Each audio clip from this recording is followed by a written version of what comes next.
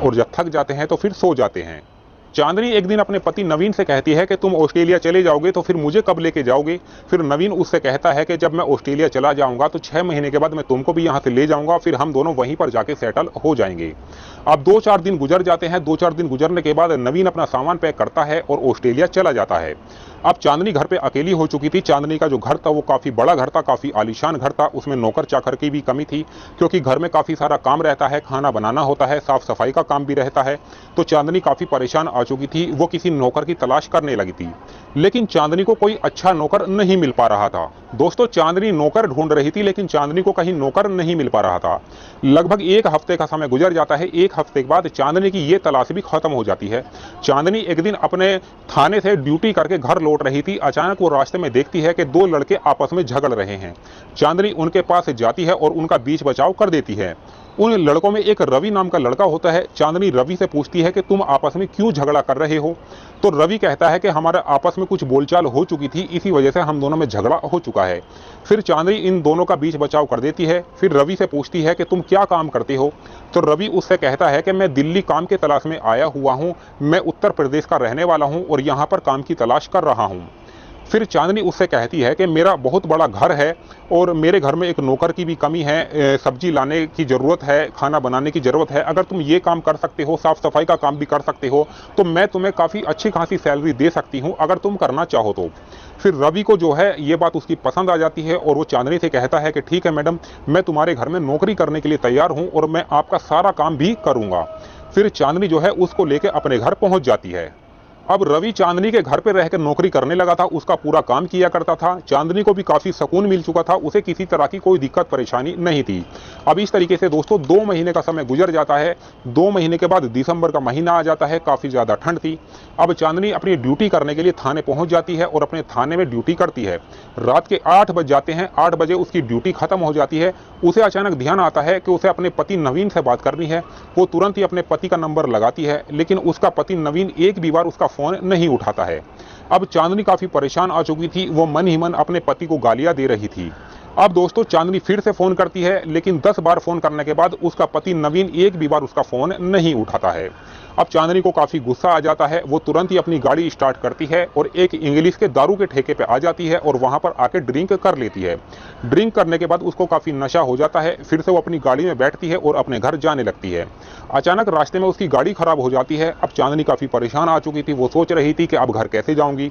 अब चांदनी तुरंत ही अपने नौकर रवि को फोन करती है और उससे कहती है कि घर में जो बाइक खड़ी हुई है, मैं गांधीनगर रोड पर खड़ी हुई हूँ, मेरी गाड़ी खराब हो चुकी है, तुम बाइक लेके यहाँ पर आ जाओ मुझे लेने के लिए। अब आधे घंटे के अंदर अंदर रवि वहां पर पहुंच जाता है गांधी रोड पर और अपनी मालकिन यानी कि चांदनी को बैठा के घर लेके आ जाता है। अब सर्दी का तो टाइम था, चांदनी को काफी सर्दी लग रही थी, काफी उसके मन में उत्तेजना भी हो रही थी, उसको छेड़छाड़ करने का मन कर रहा था। इसीलिए वो अपने पति को काफी बार फोन कर रही थी, उसके पति को उसकी काफी याद आ रही थी। चांदनी अपने कमरे में चली जाती है और अपने ऊपर के जो कपड़े होते हैं वो उतार देती है। अच्छा, उसने अंडर गारमेंट्स पहने हुए थे, चांदनी ये नहीं उतारती है। अब चांदनी को तो काफी नशा हो रहा था, काफी उत्तेजना भी उसको हो रही थी। अब वो सोचने लगती है कि वो अपने तन की प्यास कहाँ बुझाएगी, किसके साथ बुझाएगी। अचानक उसको ध्यान आता है कि जो उसका नौकर है रवि, वो जवान भी है, देखने में काफी खूबसूरत भी है, काफी हट्टा कट्टा भी है, क्यों ना उसी के साथ ये काम किया जाए। फिर चांदनी तुरंत रवि को आवाज लगाती है और उसको कहती है कि तुम मेरे कमरे में आ जाओ। फिर रवि उसके कमरे में आ जाता है और रवि जब अपनी मालकिन चांदनी को देखता है अंडर गारमेंट्स में, तो उसके बड़े बड़े बूब्स, उसकी पतली कमर और उसके गोरे गोरे बदन को देख के उस पर मोहित हो जाता है और ये सोचने लगता है कि आखिर आज मेरी मालकिन क्या काम करेगी। फिर चांदनी उससे कहती है कि जो आज मैं बोलूंगी तुम्हें मेरे साथ वो करना पड़ेगा। आज मैं तुम्हें इतना मजा दूंगी कि पहले तुम्हें कभी नहीं मिला होगा। अगर तुम इस तरीके से मेरे साथ काम करोगे तो मैं तुम्हारी सैलरी भी बढ़ा दूंगी। अब रवि जब उसके शरीर को देखता है, गोरे गोरे बदन को देखता है, तो उस पर मोहित तो हो ही गया था। अब उसके साथ ये काम करने के लिए तैयार हो जाता है। फिर वो चांदनी के पास आता है और उसने जो अंडर गारमेंट्स पहने हुए थे वो उतार देता है। चांदनी रवि से कहती है कि जब मैं ये काम करती हूँ तो मैं काफ़ी चिल्लाती हूँ, चिल्लाने का काफ़ी मुझे शौक है। रवि उससे कहता है कि मुझे कोई दिक्कत परेशानी नहीं है। फिर वो एक एक करके उसके अंडर गारमेंट्स उतार देता है और एक एक करके अपने कपड़े भी उतार देता है और चांदनी के साथ छेड़छाड़ करने लगता है। छेड़छाड़ करने के बाद वो चांदनी के साथ संबंध बनाने लगता है। वो इतने जोरदार तरीके से संबंध बनाता है कि वो चांदनी की चीखें निकाल देता है। इन दोनों की खूबसूरत फिसकारियां पूरे रूम में गूंज रही थी। लगभग 2-3 बार वो उसके साथ संबंध बनाता है और जब थक जाता है तो वहीं पर लेट जाता है। चांदनी को भी वो चरम सुख मिल रहा था जो उसके पति से उसे कभी नहीं मिला था। दोस्तों, अब इस तरीके से इन दोनों का ये रोज का काम हो चुका था। चांदनी रवि की मर्दानगी से काफी खुश आ चुकी थी। उसको वो चरम सुख मिलता था जो उसके पति ने उसे कभी नहीं दिया था। कहीं ना कहीं चांदनी रवि से मोहब्बत करने लगी थी, प्यार करने लगी थी और उससे शादी भी करना चाहती थी।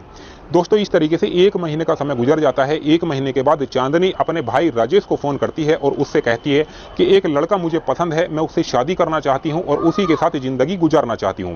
अच्छा, राजेश उसको समझाता है कि तेरा तो पति है, तू उसी के साथ रहे, वो कुछ दिनों के बाद तुझे यहां से लेके चला जाएगा ऑस्ट्रेलिया और तू वहां पर उसके साथ रहना।